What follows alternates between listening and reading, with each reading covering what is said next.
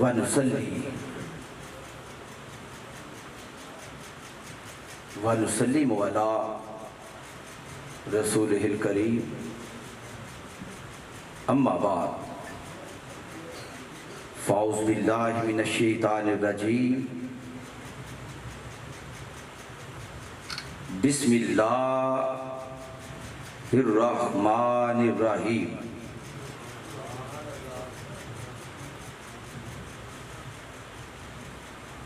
قل لا اسألکم علیہ اجرا الا المودۃ فی القربى صدق اللہ و مولانا العظیم۔ آواز کھولیں تھوڑی سی۔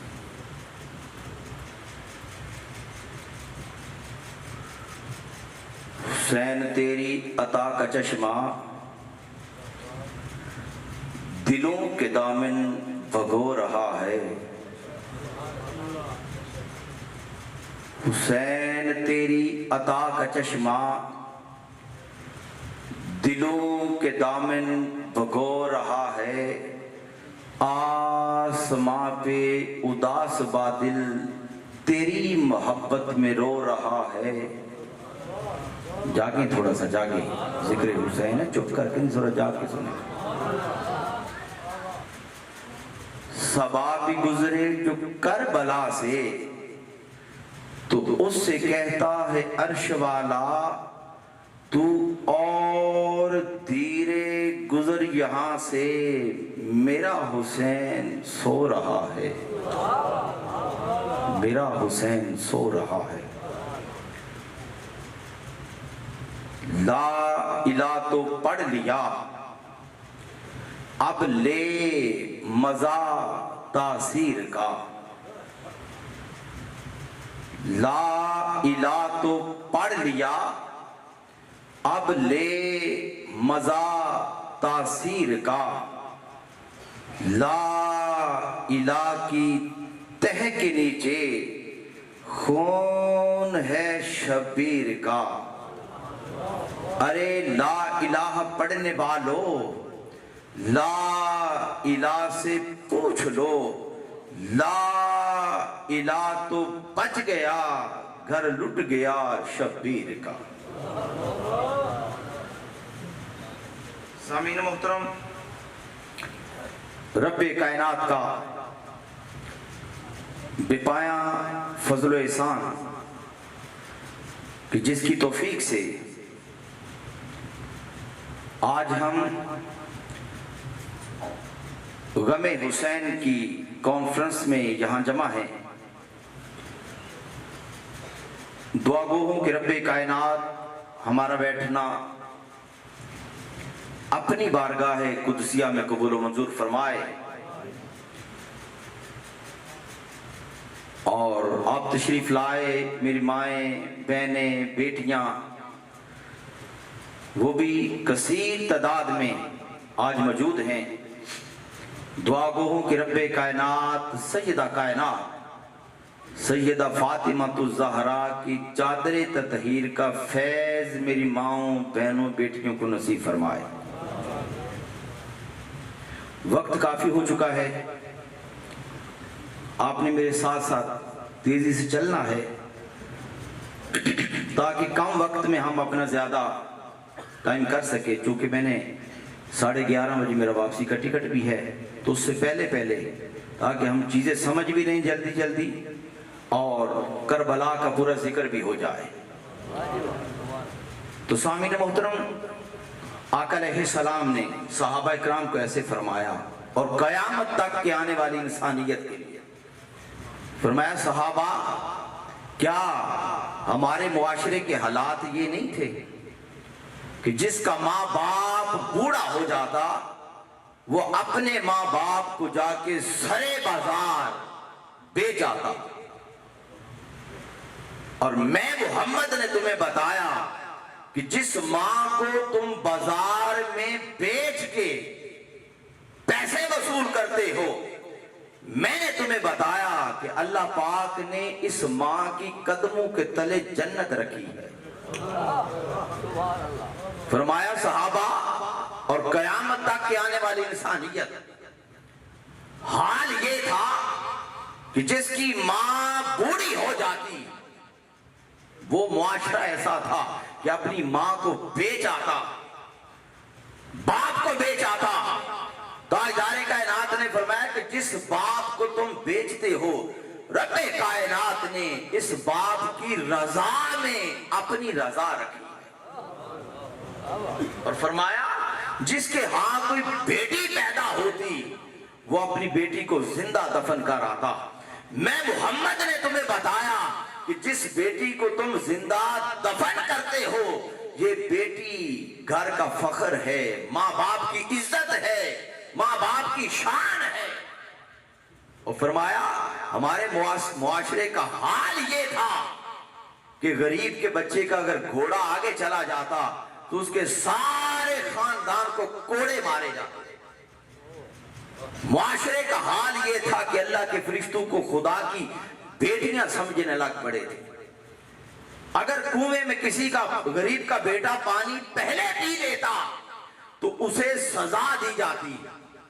میں محمد نے تمہیں بتایا کہ رب کائنات کی نظر میں ہر انسان برابر ہے، غلام، مالک، گورا، کالا، امیر، غریب، عربی، عجمی، میں نے تم سب کو برابر کر دیا۔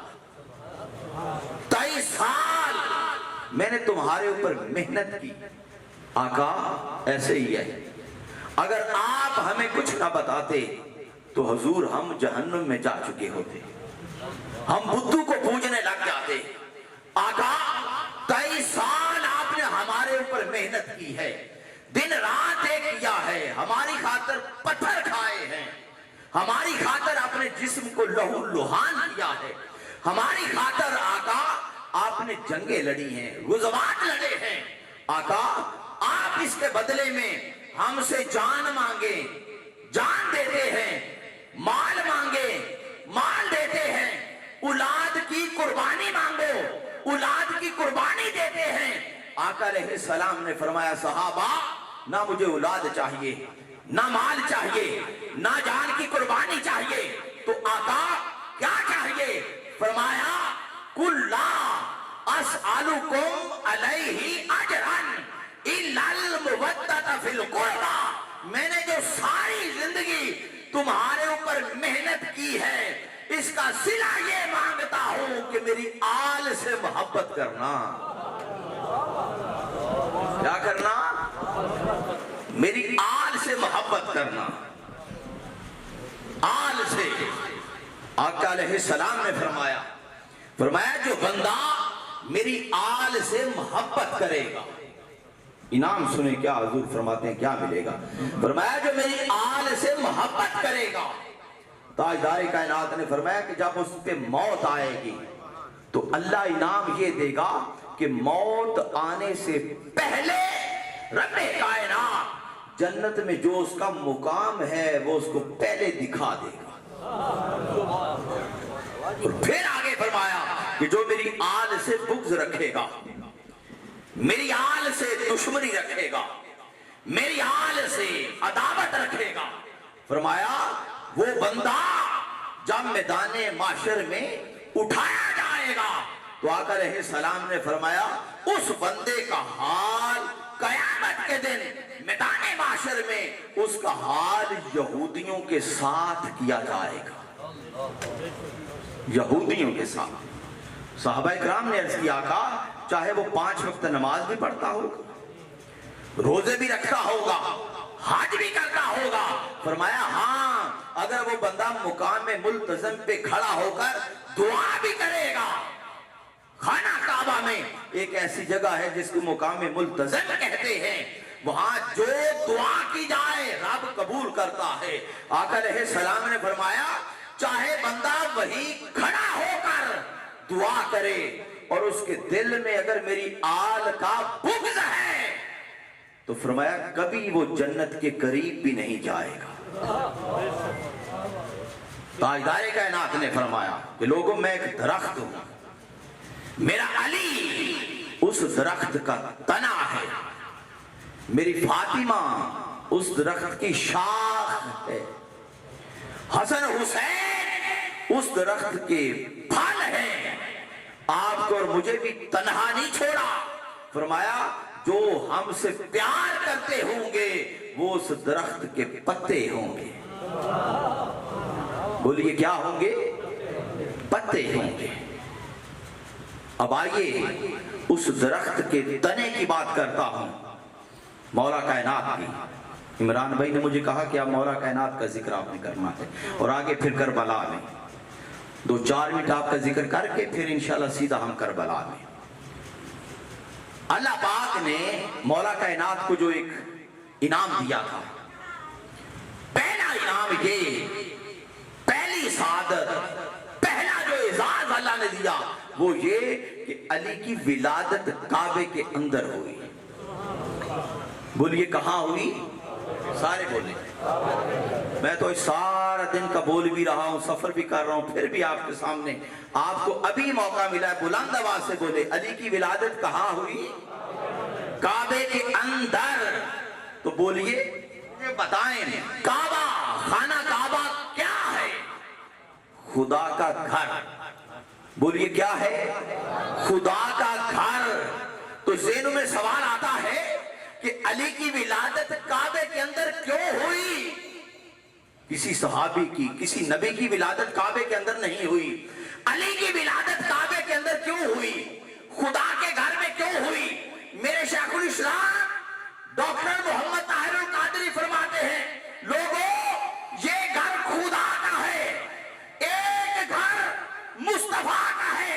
ارے مصطفیٰ کے گھر میں ایک شہزادی ہے جس کا نام فاطمہ ہے، اس فاطمہ نے جوان ہونا تھا، ارے جوان ہو کے دلہن بن کے کسی کے گھر میں جانا تھا، ارے رب کو منظور نہیں تھا کہ فاطمہ کسی اور کے گھر میں جائے۔ اللہ نے علی کی ولادت اپنے گھر میں کروا کر دنیا کو پیغام دیا کہ دنیا والوں دلہن مصطفیٰ کے گھر سے ہے، ارے دولہا خدا کے گھر سے ہے۔ دلہن مصطفیٰ کے گھر سے، دولہا خدا کے گھر سے۔ کوئی بات اچھی لگے تو نعرہ بھی لگا دیا کریں۔ نعرہ تکبیر، نعرہ رسالت، نعرہ خلافت، نعرہ حیدری، حق دی ٹھنڈک دل دا چین۔ تھوڑا سا مجمع کو جگائیں اور جاگ کے بیٹھیں۔ ذکر اہل بیت، امام حسین نے ہماری خاطر اپنا سر کٹا دیا، اور ہم حسین کی خاطر سر ہلائیں بھی نہ، صرف چپ کر کے بیٹھ کے چلے جائیں۔ کیا تقاضا حسین کی محبت کا صرف یہی ہے؟ غازی عباس نے ہماری خاطر اپنے بازو کٹوا دیے، اور ہم نعرے میں بازو ہوا میں لہرائیں، تو آپ کی روح تڑپ اٹھے گی کہ ان جان نثار کے لیے میں نے اپنے بازو کٹوائے۔ لگائیں ذرا دوبارہ پھر نعرہ ایک بار۔ نعرہ تکبیر، خلافت، حیدری، ماشاءاللہ، زندہ باد۔ اب سنیں، مولا کائنات کے آخری ایام تھے، آخری۔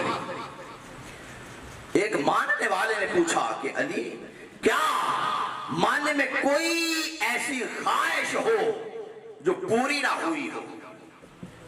فرمایا ہاں، 2 خواہشیں ایسی ہیں جو پوری نہیں ہوئی۔ وہ حیران ہوا کہ علی آپ کی بھی کوئی ایسی خواہش ہے جو پوری نہیں ہوئی؟ فرمایا ہاں ہے۔ اب دیکھتا ہوں کہ شیان علی، علی کے ماننے والوں کا کیا حال ہوتا ہے۔ فرمایا 2 پوری نہیں ہوئی۔ اس نے پوچھا یا علی کون سی؟ فرمایا پہلی خواہش یہ ہے کہ اللہ نے جتنا علم دیا تھا اتنا آج تک کسی نے پوچھا نہیں ہے۔ دوسری یہ کہ اللہ نے جتنا رزق دیا تھا اتنا آج تک کسی نے مانگا نہیں ہے۔ اتنا آج تک کسی نے مانگا نہیں ہے۔ یہ مولا کائنات کی شان ہے۔ پھر آپ کا علمی مقام یہ تھا کہ آپ آقا علیہ السلام نے اپنی زندگی میں یہ فرمایا کہ سلونی اما شئتم، کہ میرے سے جو پوچھنا چاہتے ہو پوچھ لو۔ بولیں گھر سے لے کر یہاں آتے تھا کہ عمران نے 5 مرتبہ میرے کان میں کہا کہ سر تھوڑا خطاب کرارا کرنا۔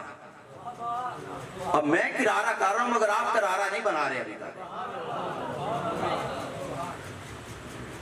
تو آقا علیہ السلام نے یہ فرمایا کہ سلونی اما شئتم، جو پوچھنا چاہتے ہو پوچھ لو۔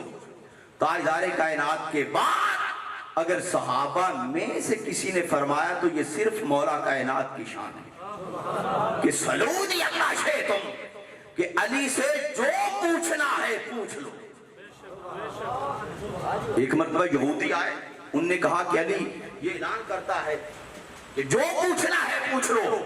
آؤ آج علی سے وہ سوال کرتے ہیں کہ جواب دیتے دیتے کئی ماہ گزر جائیں، کئی ماہ گزر جائیں۔ نماز عصر ہوئی، آپ مسجد میں جانے لگے، یہودی سامنے آ گئے۔ انہوں نے کہا کہ علی پہلے ہمارے سوال کا جواب دیں، نماز بعد میں پڑھنا، نہیں تو آپ کی نماز قضا ہو جائے گی۔ آج ہمارا بڑا لمبا سوال ہے، آپ جواب دیتے دیتے کئی ماہ لگ جائیں گے۔ آپ نے فرمایا پوچھو۔ انہوں نے سوال کیا کہ علی رب کائنات کی جتنی مخلوق ہے اور رب کی ساری مخلوق میں سے کون سی چیز، جانور، حشرات کون سے ایسے ہیں جو بچے دیتے ہیں، اور کون کون سی مخلوق ایسی ہے جو انڈے دے کر بچے دیتی ہے۔ اب ان کو یہ تھا کہ علی دریا میں جائے گا، سمندروں میں جائے گا، پہاڑوں میں جائے گا، کہکشاؤں میں جائے گا، فضاؤں میں جائے گا، آسمان کی بلندیوں میں جائے گا، ہر چیز کو دیکھ کر، کان اور بچے اور سارا کچھ دیکھ کر پھر ہمیں بتائے گا۔ کئی ماہ لگ جائیں گے۔ علی نے کہا او یہودی ہٹ، علی کو نماز پڑھنے دے۔ اس نے کہا پہلے جواب۔ فرمایا سن، تیرے سوال کا جواب 2 جملوں میں ہے، 2 جملوں میں ہے۔ وہ کہنے لگا کیسے؟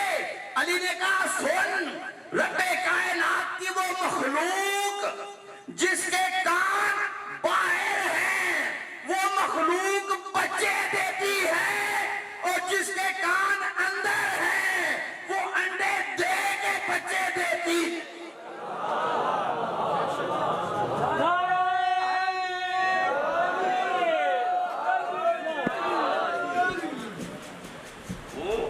انڈے دے کے بچے دیتی ہے۔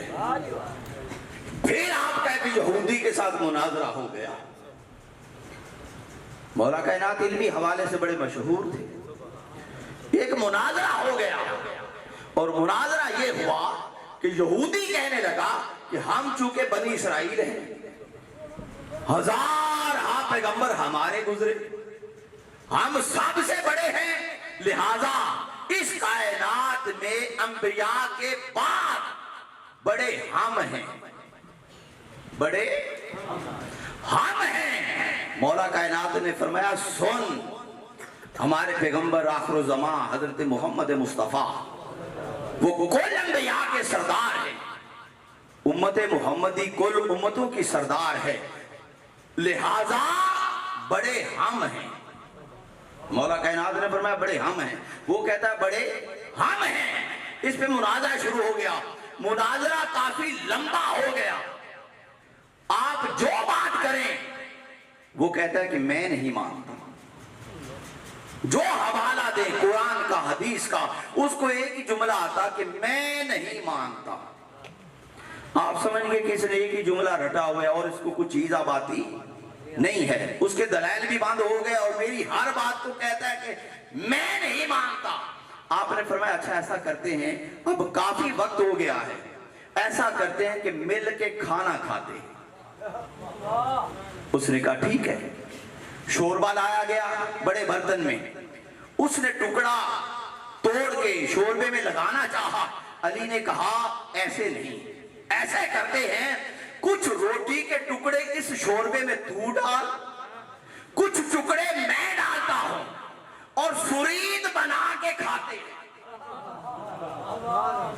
अब एंड है इस पॉइंट का, और एंड पे आपके नारों की गूंज और ये हाल गूंज उठना चाहिए। नारे तकबीर, अभी ठहर जाए, अभी ठहर जाए। नारे रिसालत, नारे खिलाफत, नारे हैदरी। फरमाया कुछ टुकड़े तू डाल, कुछ मैं डालता हूं। कुछ टुकड़े उसने डाले, कुछ मौला कायनात ने डाले, टुकड़े आपस में मिल गए। उसने कहा अली खाएं, आपने कहा खाएं। उसने हाथ डाला, अली ने हाथ उसका पकड़ लिया, पकड़ के कहा ऐसे नहीं, अब तू अपनों को बुला। अली अपनों को बुलाता, अली अपनों को बुलाता है। उसने कहा अली ये रोटी के टुकड़े हैं, न आंखें हैं, न कान है, न दिमाग है, न हाथ है, न पांव है, न देखेंगे, न सुनेंगे, न सोचेंगे, न चलेंगे, ऊपर कैसे आएंगे? फरमाया ये तेरे टुकड़ों का हाल है। अली के टुकड़े सुनते भी हैं, देखते भी हैं। आपने फरमाया अब सुन। आपने उसके सामने आवाज दी कि ओ अली के हाथ के रोटी के टुकड़ों, इसके रोटी के टुकड़ों से ऊपर आ जा। सहाबा कहते हैं खुदा की इज्जत की कसम, हमने देखा टुकड़े आपस में लड़ने लग पड़े, और लड़ते लड़ते अली वाले टुकड़े ऊपर आ गए। जब ऊपर आए तो उसकी आंख में आंख डाल के कहा ओ यहूदी के बच्चे देख, जब तेरे मेरे टुकड़े बराबर नहीं है तो हम बराबर कैसे हो सकते?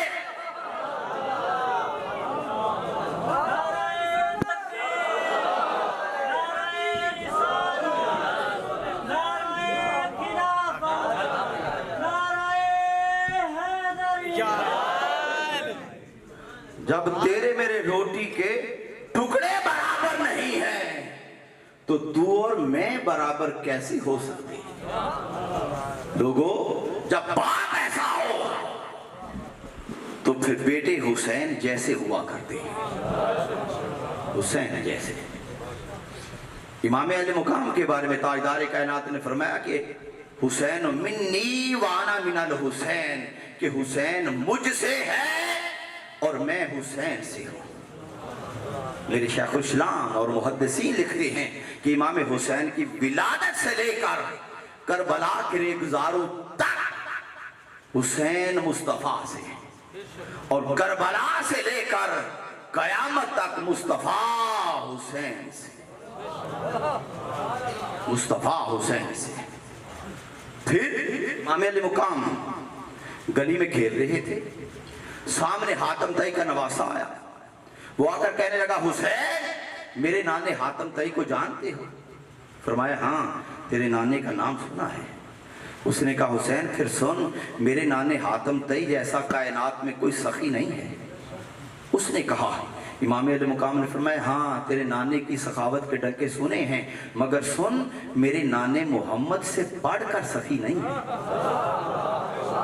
अब दो बच्चों की आपस में बात हो रही, वो कहने लगा नहीं हुसैन सुन, मेरे नाने के महल के 7 दरवाजे थे। सवाली अगर पहले दरवाजे पे आता है ना तो मेरा नाना झोली भर के दे देता, अगर वही सवाली दूसरे पे आ जाए दरवाजे पर, मेरा नाना फिर दे देता, उसे खाली नहीं मोड़ता। ये हातम तई का नवासा कह रहा। अगर वही सवाली तीसरे पे, चौथे पे, छठे पे, 7वें पे, एक सवाली बार बार 7 दरवाजों पे आए जाए, मेरा नाना मोड़ता नहीं है। उसकी बात हुसैन ने सुनी, आंखों में जलाल आया। आपने कहा सुन, तेरा नाना है जिसके महल के 7 दरवाजे हैं। सवाली पहले पे जाता है, दूसरे पे जाता है, तीसरे पे जाता है, चौथे पे जाता है, 5वें पे जाता है, छठे पे जाता है, 7वें पे जाता है। एक सवाली को बार बार 7 दरवाजों पे आना जाना पड़ता है। फरमाया सुन, एक मेरा नाना है जो मोहम्मद रसूलुल्लाह है, सारी कायनात का मालिक है। फरमाया जो सवाली पहले दरवाजे पर आ जाता है, दूसरे بدی نہیں ہے. نعرہ تکبیر، نعرہ رسالت، نعرہ رسالت. فرمایا میرے نانے نے دوسرا دروازہ بنایا ہی نہیں ہے. پہلے پہ اگر آ جائے کوئی صدیق اکبر بن کے جا رہا ہے, کوئی عمر فاروق بن کے جا رہا ہے, کوئی ذوالنورین بن کے جا رہا ہے, کوئی حیدر کرار بن کے جا رہا ہے. میرے نانے کا دوسرا دروازہ ہے ہی کوئی. کیا بات. سامعین محترم, یہ حسین جن سے تاجدار کائنات کو بڑا پیار تھا, بڑا پیار تھا. حضرت اماں عائشہ صدیقہ فرماتی ہیں کہ میں نے ایک دن دیکھا اپنے حجرے میں منظر عجیب کہ آقا علیہ السلام جلوہ گر تھے اور امام علیہ مقام آئے. آ کر امام حسین نے عرض کی کہ نانا جان, یہ جو مدینے کے بچے ہیں نا, ان کے پاس بڑی بڑی خوبصورت سواریاں ہیں. میرے آقا نے سن کے فرمایا کہ حسین جتنی سواری تیری خوبصورت ہے نا, کائنات میں اتنی سواری کسی کے پاس خوبصورت نہیں. کہا نانا جان کیا, کون سی سواری؟ فرمایا حسین تیری سواری میں ہوں, تو میرے پہ سوار ہو جا. حضرت اماں عائشہ صدیقہ رضی اللہ تعالی عنہا فرماتی ہیں میں نے دیکھا کہ آقا علیہ السلام نے ہاتھ آگے رکھے, پچھلے گھٹنے پیچھے رکھے اور پوری سواری بنے اور حسین کو اپنے اوپر سوار کیا. سوار ہونے کے بعد حسین نے کہا نانا جان ان کی جو سواریاں ہیں نا, ان کی لگامیں ہیں, باگے ہیں. فرمایا تیرے سواری کی بھی لگام ہے. نانا جان کون؟ فرمایا میری زلفوں کو پکڑ اور اپنی لگامیں بنا. پھر عرض کی نانا جان ان کی سواریاں بولتی بھی ہیں.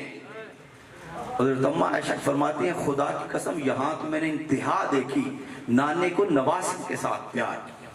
اور جب کہا نا کہ ان کی سواریاں بولتی ہیں تو آقا علیہ السلام نے اس سواری جیسی آواز نکال کر حسین کو خوش کر دیا. حسین کو خوش کر دیا.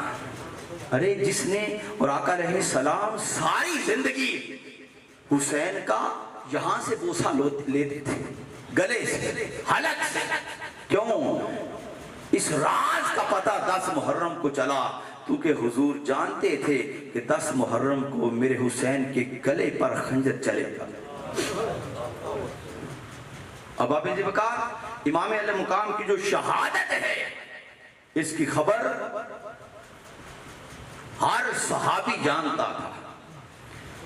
حضرت ابو ہریرہ رضی اللہ تعالی عنہ مدینہ کی گلیوں میں چلتے چلتے آپ لوگوں کو کہتے تھے کہ لوگوں دعا کرو میرے حق میں کہ رب کائنات سن 61 ہجری سے پہلے مجھے اپنے پاس بلا. لوگ پوچھتے ابو ہریرہ کیوں دعا کرتے ہو؟ فرمایا اس لیے کہ سن 61 ہجری کی ابتدا میں حسین کو شہید کر دیا جا رہا, اور یہی کرب و بلا کی مٹی, یہی کرب و بلا کی مٹی. اور اس سے مولا کائنات ایک مرتبہ گزرے اور آپ نے کربلا کی مٹی کو ٹھکور کر کہا کہ حسین صبر کرنا, صبر کرنا, صبر کرنا. اصحاب یار نے کہا علی نہ حسین ساتھ نہ کوئی واقعہ پیش آیا, صبر کیوں کہہ رہے ہیں؟ فرمایا آقا علیہ السلام نے فرمایا کہ انہی کربلا کے ریگزاروں پر حسین کو شہید کر دیا جائے گا.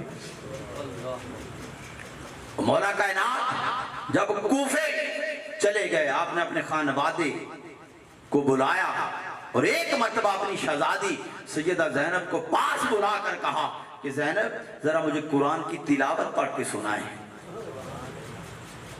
سیدہ زینب نے تلاوت کی. کہا بیٹا ذرا اور سخت لہجے میں تلاوت کرے. پھر کی. فرمایا نہیں بیٹا اور تھوڑا سا لہجہ سخت کرے. امام حسن نے عرض کی کہ ابا جان آج تک آپ نے زینب سے اس طرح کی تلاوت اور لہجے نہیں تبدیل کروائے, آج کیا وجہ ہے؟ فرمایا حسن حسین ایک وقت آئے گا نہ آپ ہوں گے نہ میں ہوں گا, اور اس میں شہزادی کو کربلا کے ریگزاروں سے شام تک یزید لعنتی قیدی بنا کے اپنے دربار میں لائے گا, اور میں آج اپنی شہزادی کی ٹریننگ کر رہا ہوں کہ بیٹا جب یزید کے سامنے جانا ہے تو انہیں خبر چلے کہ زینب کے لہجے سے زینب کے لہجے سے علی بول رہا ہے. تاجدار کائنات نے حضرت ام سلمہ کو ایک مٹی دی تھی، ایک شیشی. کہا ام سلمہ یہ جب مٹی خون بن جائے تو سمجھ لینا کہ میرا حسین شہید ہو چکا ہے. اور 10 محرم الحرام کی دن حضرت ام سلمہ فرماتے ہیں کہ دن کو میری آنکھ لگی. میں نے کیا دیکھا؟ آقا علیہ السلام مجھے خواب میں ملے، حضور کی داڑھی مبارک کرتے غبار سے بھری ہوئی ہے. میں نے عرض کی آقا آپ کا یہ حال کیسے ہے؟ اور تاجدار کائنات نے فرمایا کہ ام سلمہ آج ان ظالموں نے میرے حسین کو شہید کر دیا. آپ فرماتی میں نے مٹی دیکھی، وہ جو آقا علیہ السلام نے مجھے امانت کے طور پہ دی تھی، میں نے دیکھی تو وہ مٹی شیشی کے اندر خون کا روپ اختیار کر چکی تھی. سامعین محترم، میرا حسین چلتا چلتا 2 محرم الحرام کو میدان کربلا پہنچا. 8 ذی الحج کو خانہ کعبہ سجدے. اور جب میدان کربلا پہنچے تو امام علیہ مقام نے وہاں سے پوچھا کسی سے کہ اس سرزمین کا نام کیا ہے. بتانے والوں نے بتایا کہ اس کو سرزمین نینوا کہتے ہیں. ایک نے کہا کہ اس کا ایک نام کرب و بلا بھی ہے. میرے حسین نے اپنے صحابیار مستورات کو کہا کہ آپ سارے اپنی اپنی سواریوں سے نیچے آ جاؤ. کہا کیوں؟ فرمایا حسین کی آخری آرام گاہ آ گئی ہے. میرا حسین 2 محرم کو پہنچ کر میدان کربلا میں تن تنہا اپنے خیمے لگا لیتے. جب خیمے لگ گئے یزید کا پیغام آنا شروع ہو گیا کہ حسین کو کہیں کہ یا میری بیعت کر لیں یا سر تن سے جدا کر دیا جائے گا. امام علیہ مقام نے فرمایا کہ دیکھیں اس کو پیغام دیں اس بدبخت لائن یزید کافر کو کہ یہ پاک ہاتھ اس بدبخت کے ہاتھ میں نہیں دیا جا سکتا. اسے کہیں تو نے جو کرنا ہے کر لے، میری بیعت فقط میری نہیں ہے، امت مسلمہ کی دین کی بیعت ہے، میں بیعت نہیں کروں گا. امام علیہ مقام نے انکار کر دیا. 7 محرم الحرام کو پانی بند کر دیا گیا. سامعین محترم 8 گزر گئی. 9 محرم الحرام یہ جو پچھلی رات گزری ہے، ان کے تیور بتا رہے تھے کہ اب صبح کچھ ہونے والا ہے. پیغام آ گیا رات کو کہ کل آخری موقع ہے حسین، یا یزید کی بیعت کر لو یا سر تن سے جدا کر دیا جائے گا. آپ نے فرمایا میں سر کٹوانا جانتا ہوں، اس کے ہاتھ میں اپنا ہاتھ سچا ہاتھ نہیں دینا چاہتا. یہ 9 محرم کی رات یہ جو گزری ہے، اس رات امام علیہ مقام نے اپنے صحابیار کو اپنے خیمے میں بلا کر سب کو کہا کہ سنیں دیکھیں یہ یزیدی میرے خون کے پیاسے ہیں، میرا سر قلم کرنا چاہتے ہیں، میرا خون پینا چاہتے ہیں. آپ کے کسی کے ساتھ دشمنی نہیں ہے، میرے بھتیجے ہیں، بھانجے ہیں، بیٹے ہیں، بیٹیاں ہیں، بہنیں ہیں، میری بیگم ہے، میرا صحاب یار ہے. میں سب کو کہتا ہوں کہ میں حسین دیا بجھا دیتا ہوں، تم سارے چلے جاؤ میدان معاشر میں. میں اپنی ماں فاطمہ کو کہہ کے تم میں سے کسی کے اوپر بھی کوئی عذر نہیں آنے دوں گا. جب چند لمحوں بعد امام علیہ مقام نے دیکھا غازی عباس اٹھے، انہوں نے کہا کہ حسین آپ کے قدموں پہ ہم جانے دے دیں گے، آپ کو چھوڑ کے نہیں جائیں گے. بہنیں بہنیں ہوتی ہیں. جب امام علیہ مقام نے کہا نا کہ چلے جاؤ، سیدہ زینب کی آنکھ سے آنسو ٹپک پڑے کہ اگر یہ سارے میرے بھائی کو چھوڑ کے چلے جائیں گے تو میرا بھائی تو تن تنہا رہ جائے گا. غازی عباس کھڑے ہوئے، بہن کو امید آئی کہ نہیں اب یہ سارے میرے بھائی کے ساتھ. رات گزری، پھر امام علیہ مقام نے کہا پھر آج آخری رات ہے، اپنے رب کے حضور عبادت جتنی کرنی ہے کر لو، صبح ہمارے سر نیزوں کی انیوں پر چڑھ جائیں. جب صبح ہوئی، اذان کا وقت ہوا فجر کا، تو امام علیہ مقام نے اپنے شہزادہ علی اکبر سے کہا کہ علی اکبر ذرا جاؤ میدان کربلا میں ذرا آخری اذان تو دو. شہزادہ علی اکبر گئے، اذان دے کے واپس جب خیمے آئے تو امام علیہ مقام کے سامنے بلند آواز سے رونے لگ پڑے. میرے حسین نے پوچھا کہ بیٹا کیا ابھی صبح ہونی ہے، یزیدیوں سے پہلے ڈر گئے ہو؟ فرمایا ابا جان ڈرا نہیں ہوں، اذان دیتے ہوئے عجیب منظر دیکھا ہے۔ بیٹا کیا دیکھا ہے؟ ابا جان اذان دے رہا تھا، میں نے سامنے دیکھا کوئی ایک برقع پوش خاتون آتی ہے اور اپنی چادر کے ساتھ میدان کربلا کے روڑوں کو صاف کرتی ہے، کنکر اٹھاتی ہے۔ میرے حسین نے جب یہ الفاظ سنے تو بلند آواز سے رونے لگ پڑے۔ علی اکبر نے کہا ابا جان میں تو منظر دیکھ کے رو رہا ہوں، آپ سن کے رو رہے ہیں، وجہ کیا ہے؟ امام علی مقام نے فرمایا بیٹا شہزادہ علی اکبر وہ اور کوئی نہیں ہے، وہ میری ماں فاطمہ، میری ماں فاطمہ ہے۔ اور جب صبح چڑھ گئی یزیدی خیموں کے سامنے آ گئے، خیموں کے سامنے آئے، سیدہ زینب بہن آئی، انہوں نے کہا کہ بھائی یزیدی تو اپنے ساری تیاری کر کے آ گئے ہیں۔ فرمایا بہن اگر انہوں نے تیاری کی ہے تو ہم نے بھی تیاری کر رکھی ہے، بھائی آپ نے کیا کی ہے؟ فرمایا ابھی تلوار کی نوک پر میری آنکھ لگی ہے۔ نانے مصطفیٰ خواب میں آئے اور خواب میں آ کر کہا کہ حسین میں حوض کوثر پر کھڑا تیرے انتظار میں کھڑا ہوں، تو آج میں آپ کو اپنے دستے مبارک سے حوض کوثر پلاؤں گا۔ فرمایا ہم تو نانا کے پاس جا رہے ہیں۔ صبح دن چڑھ گیا اور مذاکرات ہوئے، حسین نے سمجھانے کی کوشش کی کہ میں نواسہ مصطفیٰ، جگری گوشہ بطول، لخت جگر علی اور مصطفیٰ کی کندھوں پر سواری کرنے والا حسین، آقا نے میرے بارے میں فرمایا کہ میں حسین سے، حسین مجھ سے، صرف اس لیے بتایا تاکہ جو نہیں جانتا اسے پتا چل جائے کہ میں کیا ہوں، تاکہ میدان معاشر میں کوئی یہ نہ کہہ سکے کہ ہمیں خبر نہیں تھی۔ بہرحال چونکہ یزید کا پیغام تھا کہ ہمیں یا حسین کا سر چاہیے یا بیعت چاہیے، جنگ کا میدان شروع ہو گیا۔ جب شروع ہونے لگا تو میرے امام علی مقام نے سب سے پہلے دستار خود باندھی، دستار باندھ کے جانے لگا۔ غازی عباس، علی اکبر، اونو محمد، بھتیجا قاسم سارے سامنے آ گئے کہ ابا جان، چاچو جان، اگر ہماری موجودگی میں پہلے آپ چلے گئے تو قیامت تک دنیا ہمیں تانے دے گی، ہم پہلے قربان ہوں گے، آپ بعد میں جائیں گے۔ سارے جاتے گئے، بالآخر میرے حسین کا شہزادہ علی اکبر سامنے آ گیا، آگے کہتا ہے ابا جان آخری سلام قبول کر، میں میدان کربلا جانا چاہتا ہوں، شہید ہونا چاہتا ہوں۔ میرے حسین نے کہا علی اکبر میرے سے زیادہ تجھے پالنے میں تیری پھپھو زینب کا ہاتھ ہے، جا اپنی پھپھو سے جا کے اجازت لے۔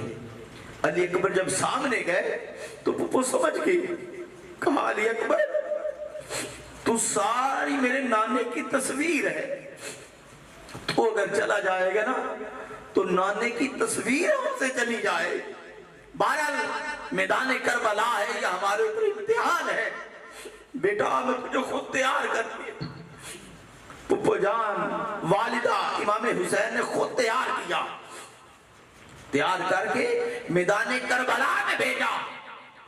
3 دن کا پیاسا علی اکبر، خدا کی قسم تاریخ لکھتی ہے کہ ایسا تلوار ہوا میں لہراتا کہ دنیا دیکھنے والی بتاتی کو یوں لگتا کہ جیسے علی اکبر کی تلوار میں موسوی طاقت آ گئی، اور یوں لگتا کہ جیسے علی اکبر کی تلوار میں حیدری للکار آ گئی ہے۔ یزیدیوں کو واصل جہنم کیا، جب انہوں نے سمجھا نا کہ علی اکبر اب ہمارے کنٹرول سے نہیں ہے، سب کو مار دے گا، کسی ایک نے جملہ بولا کہ علی اکبر تو ہمیں مار رہا ہے، ادھر اپنے خیموں کو دیکھ، تیرے خیمے میں کسی نے آگ لگا دی، تیری مسورات جل رہی ہیں۔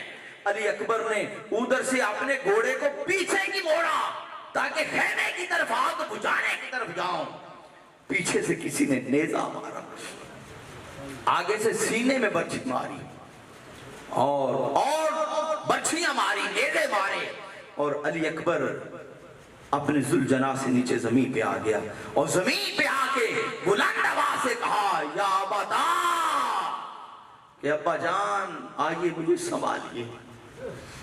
इमाम अली मुकाम करबला के रेगजारों में गए अपने अली अकबर को संभालने के लिए। अली अकबर की सार मेरे हुसैन ने अपनी गोद में रखा और अली अकबर ने, इमाम हुसैन ने मैदान करबला में कहा कि बेटा अली अकबर तेरी कोई आखिरी ख्वाहिश हो।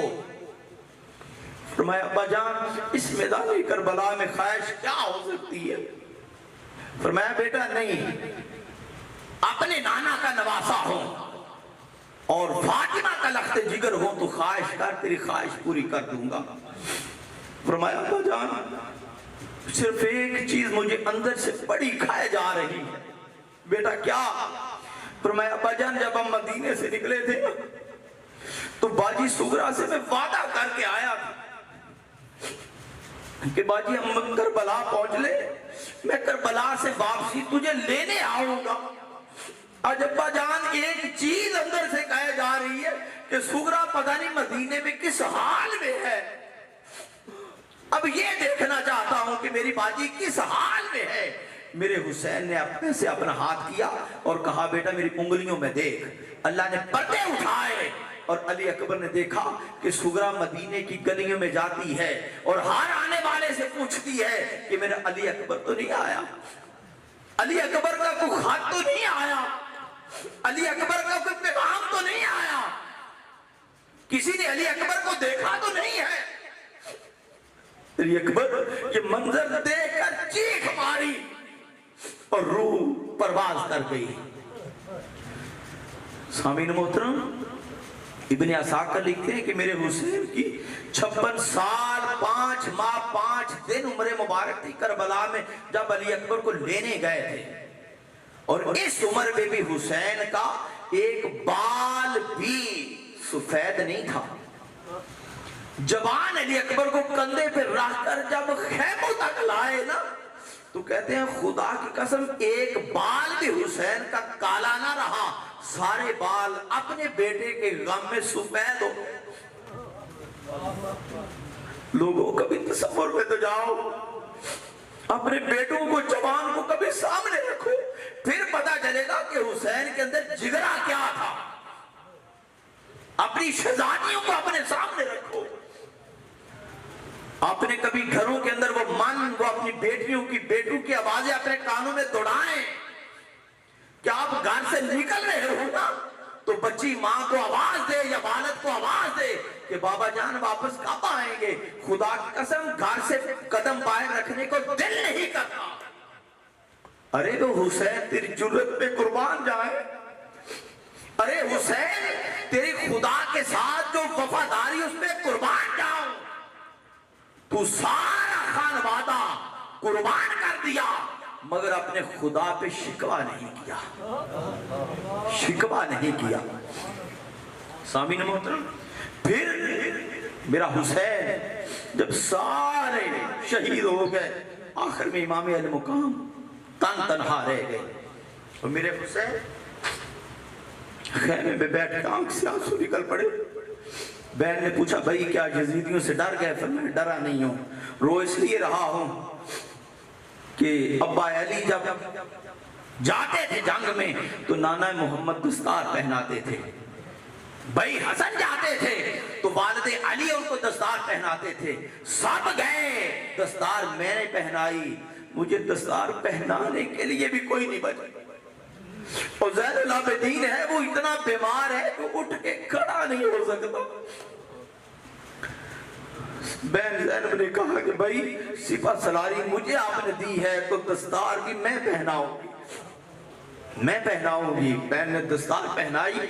मेरा हुसैन सारे खैमों में जाते हैं, जाके शहरा बानो से कहते हैं कि शहरा बानो तू शहजादों की शहजादी थी, मेरे घर में आकर तुझे पानी भी सही नहीं मिला। शहरा बानो ने कहा कि ए हुसैन अब जो जन्नत का हौज़े कौसर तेरी क़यादत में पीऊंगी ना उसका मजा ही अलग होगा। बहन ज़ैनब के पास गए, जाके कहा बहन अब ये काफिले की सरदारी आपके सुपुर्द। और अपनी नन्ही शहजादी 6 साल की सकीना को हुसैन ने पकड़ा और अपने गले में लगाया سینے لگا کے کہا کہ اے سکینہ صبر کرنا، صبر کرنا. اور اپنی بہن کو کہا زینب کو کہ زینب میں نے 6 سال میں اپنی سکینہ کو اپنے سینے میں سلایا ہے اپنے ساتھ، میرے جانے کے بعد میری سکینہ کو اپنے سے جدا نہ کر. میرا حسین ذوالجناح سوار ہوا، لگام کھینچی، کربلا کی طرف جانے لگے. اور ابن عساکر کہتے ہیں خدا کی قسم گھوڑے نے زمین کی طرف دیکھا، ذوالجناح نے زمین کی طرف دیکھا، پھر کھینچا، اس نے پھر دیکھا.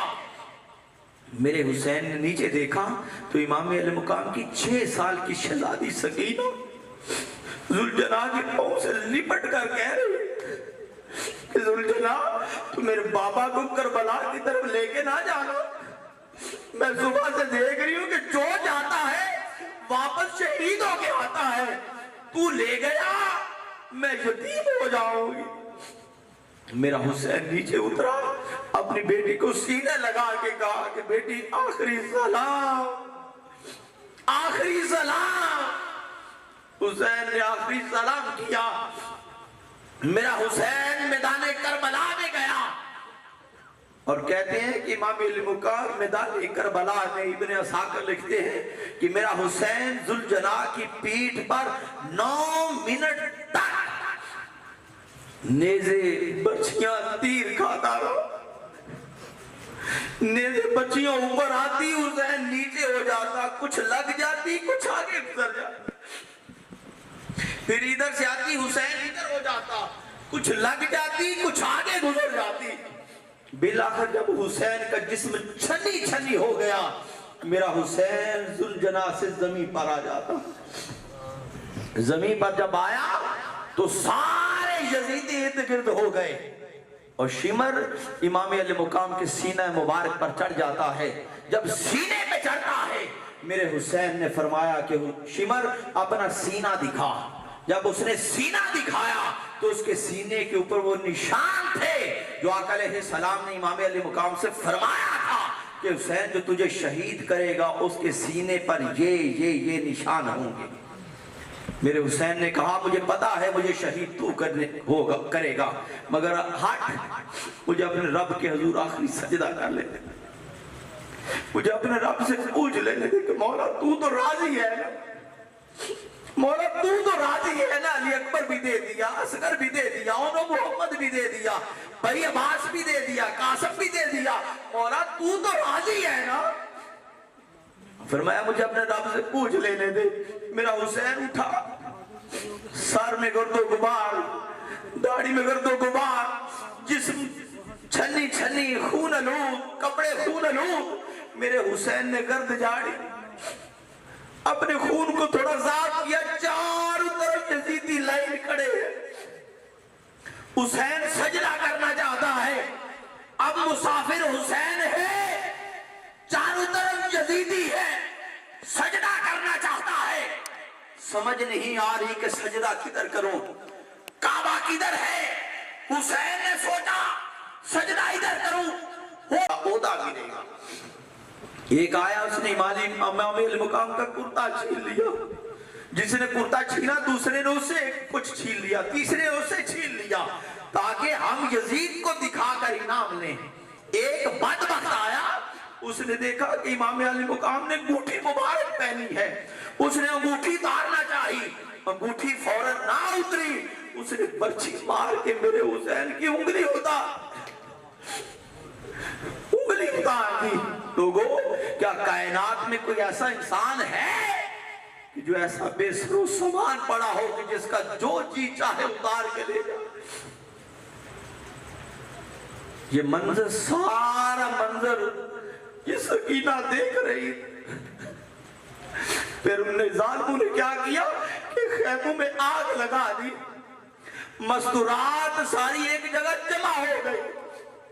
جب جمع ہوگی تو ایک یزیدی گیا، اس نے جا کے امام زین العابدین کو ٹھوٹے مار کر اٹھایا. میرے حسین کا شہزادہ بیمار تھا، اٹھ کے کھڑا بھی نہیں ہو سکتا تھا. امام زین العابدین کے پاؤں میں بیڑیاں ڈال دی. ایک بدبخت کہنے لگا کہ نہیں یہ حسین کی آخری نشانی سے بھی مٹا دیا جائے. سیدہ زینب سامنے آ گئی, اس نے کہا یہ نہیں کرنے دوں گی, یہ میرے نانا کی آخری نسل میں سے, اس نے آگے پوری کائنات میں سادات قیامت تک چلنی ہے, ان کو ہم شہید نہیں ہونے دیں. سامعین محترم, یہ امام المقام کے ساتھ 10 محرم کو پھر یہ قافلہ یزید کے دربار میں پہنچا, اور یزید بدبخت امام المقام کے جب سر انور اس کے سامنے رکھا تو امام علیہ مقام کے دندان مبارک پر چھڑیاں مارتا, اور سیدہ سکینہ کو کہتا کہ سکینہ بتا میرا غزوہ بدر کا بدلہ کیسا لگا. اور سیدہ سکینہ بولنا چاہتی ہے, آپ سے بولا نہیں جا رہا. یزید پوچھتا یہ بچی بولتی کیوں نہیں ہے؟ امام زین العابدین نے کہا بدبخت, اس کے گلے کا رسا تو ڈھیلا کرے گا تو بولے. ایک یزیدی آگے بڑا ہاتھ لگانے لگا, سیدہ سکینہ فوری اپنی کفو جان کے چمٹ گئی. امام زین العابدین نے کہا کہ یہ 6 سال کی بچی ہے, سادات کی, آل نبی اولاد علی کی, مر جائے گی مگر کسی غیر محرم کو اپنا ہاتھ نہیں لگنے دے. پھر قافلہ یزید کے دربار میں کچھ دیر رہا. اب یہ قافلے کی پھر آگے ایک پوری داستان ہے. 36 شہروں میں یہ قافلہ گزرتا ہے, ملک شام میں جاتا ہے, یزید کے دربار میں جاتا ہے, پھر یہ قافلہ واپسی مدینے پہنچتا ہے. اور مدینے جب پہنچا تو سیدہ سغرا, وہ تو علی اصغر کے لیے کھلونے لے کے بیٹھے کہ واپسی آئیں گے تو علی اصغر کو کھلونے دو. جب لوٹا پھوٹا قافلہ واپس گیا, سیدہ سغرا آئی, پوچھی علی اکبر کہاں ہے, میرے بابا حسین کہاں ہے, بھائی قاسم کہاں ہے, چچا عباس کہاں ہے. سب کی نگاہیں نیچے, کیا بتائیں. پھر مدینے والوں کو بتایا کہ یزید نے ہمارے ساتھ کیا کیا. پھر اس نے واقعہ حرہ کیا, اس میں پھر صحابہ کرام 10,000 صحابہ کرام کو شہید کیا, کعبے کا غلاف جلایا, مسجد نبی میں اذان بند کر دی, خانے کعبے کی اذانیں بند کر دی. اور یہ بدبخت نے ایسا کچھ کیا, اور آج کچھ بدبخت ایسے ہیں کہ اتنا کچھ ہونے کے باوجود بھی کہتے ہیں کہ یزید کا قصور نہیں ہے. لعنت ہے تمہاری سوچ پر. آقا نے نام لے کر بتا دیا کہ میرے حسین کو جو شہید کرے گا اس کا نام یزید ہوگا. میری آخری آپ سے نصیحت یہ کہ خدا کی قسم ان لوگ سے بچ کے رہے. امامے بھی پہنے ہیں, جبے بھی ہیں, داڑھی بھی ہے, کلر بھی سفید ہے, 5 وقت نماز بھی پڑھتے ہیں, قرآن بھی پڑھتے ہیں, مگر یزید کو قصوروار نہیں مانتے. بچ کے رہے ان لوگوں سے. یزید کے اپنے بیٹے کو یزید کے بعد تخت پہ کھڑا کیا, پہلی اس نے جب اوت سرمنی اعلان کیا, اس نے کہا دیکھو اس تخت کے نیچے اہل بیت اطہار کا خون ہے, میرے بابا نے کیا ہے, میں اس تخت کو ٹھوکر مارتا ہوں, اس پہ بیٹھنا نہیں چاہتا. اس کا بیٹا کہتا ہے کہ میرا باپ قصوروار ہے, تم اس کے بڑے لگتے ہو. بیٹا مانتا ہے, تم نہیں مانتے. اس کا مطلب ہے تمہارے ایمان میں گڑبڑیشن ہے. خدا کا نام لو, میدان محشر میں دودھ کا دودھ اور پانی کا پانی ہو جائے گا. اور تحریک منہاج القرآن کا یہی آج پیغام ہے کہ لوگوں اپنے ایک دامن میں عظمت صحابہ اور محبت اہل بیت رکھو. آج کچھ لوگ صحابہ کرام کی محبت میں آ کر اہل بیت اطہار پر بغض رکھتے ہیں, اور کچھ لوگ اہل بیت اطہار کی محبت رکھ کر صحابہ کرام کے ساتھ بغض رکھتے ہیں. میرے شیخ الاسلام ڈاکٹر محمد طاہر القادری کا یہی اعلان, یہی فکر, یہی سوچ ہے کہ ہاں تمہارے ایک دامن میں اہل بیت کی محبت اور ایک دامن میں عظمت صحابہ, ادب صحابہ ہو, پھر بندہ اس دنیا میں کامیاب ہے. اور میدان محشر میں بھی حضور کی شفاعت اسے ملے گی. کسی ایک کے بارے میں بغض رکھیں گے نا, اہل بیت سے محبت رکھیں گے, صحابہ سے بغض رکھیں گے, تو علی کبھی بھی آپ کو جنت میں نہیں لے کے جائے گا. اور صحابہ سے بغض رکھیں گے, اہل بیت سے محبت کریں گے, حضور بھی آپ کو نہیں جانے دیں گے. لہٰذا آج کہ 5 روزہ دروس عرفان القرآن سے ایک میسج لے کے جائیں، وہ یہ کہ اپنا عقیدہ سیدھا رکھیں صحابہ اور اہل بیت۔ کبھی بھی اب محبت اہل بیت میں آ کے صحابہ کو لان تان نہ کرنا، اور ادب صحابہ میں آ کر کبھی بھی فاطمہ کو، حسن حسین کو، مولا کائنات کو، حضور کی آل کو، حضور کے گھر والوں سے مراد حضور کی ازواج، بنی ہاشم کا سارا قبیلہ حضور کی اہل بیت ہے۔ چونکہ یہ اہل بیت کا پھر ذکر ہے اس لیے 5 تن اور یہ ذکر ہے، ورنہ حضور کی جو آل، حضور کے جو گھر والے ہیں وہ بنی ہاشم کا سارا قبیلہ، اور حضور کی ازواج بالخصوص۔ اللہ پاک ہمارے عقیدے کو سلامتی رکھے، ہمیں ہمیشہ دین کے ساتھ رہنے کی توفیق عطا فرمائے، حق پہ مرنے کی توفیق عطا فرمائے۔ وما علینا الا البلاغ المبین۔ اللہم صلی علی سیدنا و مولانا محمد وعلی آلہ وصحبہ وبارک وسلم۔ ربنا ظلمنا انفسنا وان لم تغفر لنا وترحمنا لنکونن من الخاسرین۔ پروردگار، جو بھی آج اس مجلس میں بیٹھے ہیں، جن کے دل میں جو بھی خواہش ہو قبول و منظور فرما۔ یا اللہ، حاضرین محفل میں سے کوئی مقروض ہو تو قرضہ ادا کرنے کی توفیق عطا فرما، بیماروں کو صحت کاملہ شفاعت عاجلہ عطا فرما، بے اولادوں کو اولاد نرینہ کی نعمت سے مالا مال فرما، جن کے پاس اولادیں ہیں انہیں اپنی اولادوں کی تربیت اور پرورش کرنے کی توفیق عطا فرما۔ میری مائیں بہنیں بیٹیاں بیٹھی ہیں، یا اللہ انہیں سیدہ کائنات کی شخصیت کو اپنا آئیڈیل بنانے کی توفیق عطا فرما، حضرت اماں عائشہ صدیقہ کو اپنا آئیڈیل بنانے کی توفیق عطا فرما، حضور کی ازواج، حضور کے صحابیات، حضور کی بیٹیوں کو اپنا آئیڈیل بنانے کی توفیق عطا فرما، اور سیدہ کائنات کی چادر تطہیر کا فیض میری ماؤں، بہنوں، بیٹیوں کو نصیب فرما، ہمیں اہل بیت کے ساتھ جینے مرنے کی توفیق عطا فرما۔ رب اغفر لی، صلی اللہ تعالی علی رسول خیر خلقی محمد وعلی آلہ وسلم۔